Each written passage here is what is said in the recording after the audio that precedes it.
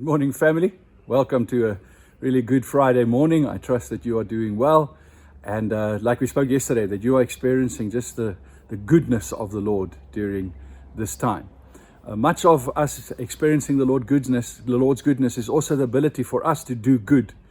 And isn't it amazing? The scripture says in Ephesians that we were prepared in advance for good works, that God made us and He called us and He planned and purposed us for good works. Sometimes the challenge with good works is how to sustain it, particularly in a broken world where many times people don't appreciate the good work that we want to do, sometimes abuse the good work that we want to do, sometimes wants to monopolize it and keep it for themselves.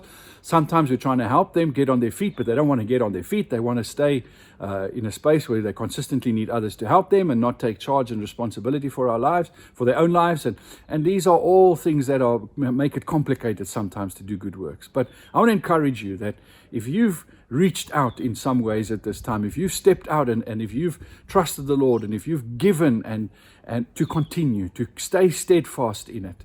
And I want to take you to a scripture in 1 Corinthians 15 verse 58, where it says, "Therefore, my beloved brethren, be steadfast, immovable, always abounding in the work of the Lord, knowing that your toil is not in vain in the Lord." You see, the fantastic thing is when we do good works in the name of the Lord, it's not only about the good thing we're doing. Sometimes that good work is a seed. And you plant that seed and you walk away and you seem like nothing's happened.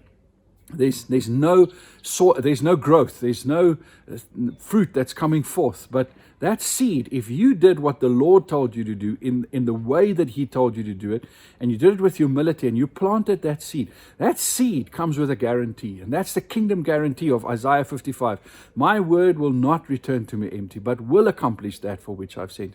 And the works we do, if we stay steadfast in them, then don't lose heart, even when it doesn't show the fruit that you think it should. It will produce a harvest. It will cause something to happen. Sometimes it just means that you do a bit, somebody else does a bit, and it all comes together, and we see the good of the Lord in that situation. I'll remind you of a couple of weeks ago when I preached in the sermon about doing good and just those 4 W's that I said, that if we want to be involved with doing good, then 4 things to remember is to do it from a place of worship.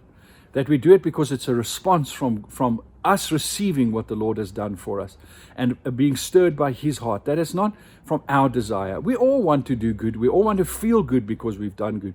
And that's fantastic. And sometimes that's the way the Lord stirs you. But make sure that when you want to do something, it comes from that place of honoring Him and drawing attention to Him and not to yourself, and from a place of worship and surrender to Him. But step forth boldly. Do what God has called you to do. The second one is wisdom. Seek wisdom. I said, speak to the people that you feel God's telling you to reach out to. Hear from them. Ask them, what is their situation? Get a sense from them what it is that they feel they need. Don't impose what you think they need on them. And then discern and pray and speak to others that are involved in that situation or have done something like that before. Gain wisdom. Don't try and be a hero and go it on your own. And that's the third point. Work with the people that you are called to serve and to help. Work with them. And also work with others as far as possible that are already working in that situation. Don't try and make it all about yourself. It's hard sometimes to work with others, but have the patience and the endurance to work with. And then the last thing is to be willing. Be generous. Have a willing spirit, a spirit that says, I want to do this. I want to go the distance. I want to stay steadfast, as the scripture says, in my giving. And I'm generous because God has been so generous to me. You know, I'm reminded of the time when the Israelites were going through that in-between time in the desert. And it was such a challenging time. Yet the scripture is so filled with miracles that they experienced in that time. You know, their clothes didn't outgrow their clothes. Their shoes stayed throughout that time. The Lord provided food for them. The Lord provided a fire at night and a cloud by day. And I just want to encourage you that God is with you. This time of lockdown think of it more as a time of spending with the Lord, a time hidden in the Lord than a time of hidden away from other things and good things. And draw near to Him, and He will sustain you, and He will grow you and look after you in this time. Thank you for joining me today. May the Lord bless you.